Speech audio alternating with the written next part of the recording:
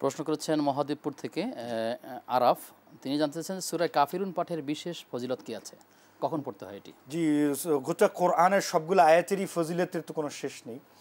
বিশেষ করে আমরা যে চার কুল বলে থাকে তার মধ্যে যে কাফিরুন এই সূরাটি, এটা আমরা বিশেষ করে কোরআনের 4 ভাগের 1 ভাগ বলা হয়েছে এবং এটার অবশ্যই আলাদা অবশ্যই নবী সাল্লাল্লাহু আলাইহি ওয়াসাল্লাম হাদিসে এটা গুরুত্ব দিয়েছেন।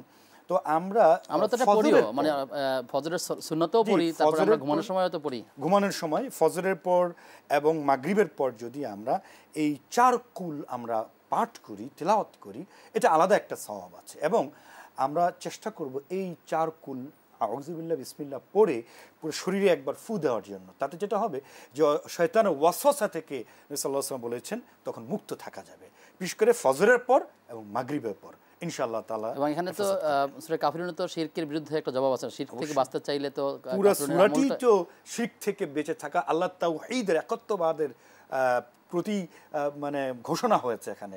কুল ইয়া আইয়ুহাল কাফিরুন লা আ'বুদু মা তা'বুদুন, এই প্রত্যেকটা জায়গায় আল্লাহর একত্ববাদের ইবাদত, একত্ববাদের কথাই ঘোষণা হয়েছে। অর্থাৎ আমি আমার রবের ইবাদত করব এবং যারা কাফের তারা তাদের যারা উপাসনা করে যে তাদের উপাসনা করবে। তার মানে শিরক থেকে বাঁচতে চাইলে এই সূরাটি আমল নিয়মিত করা যেতে পারে। অবশ্যই, ডেফিনেটলি। এবং এই আমলটি খুবই গুরুত্বপূর্ণ।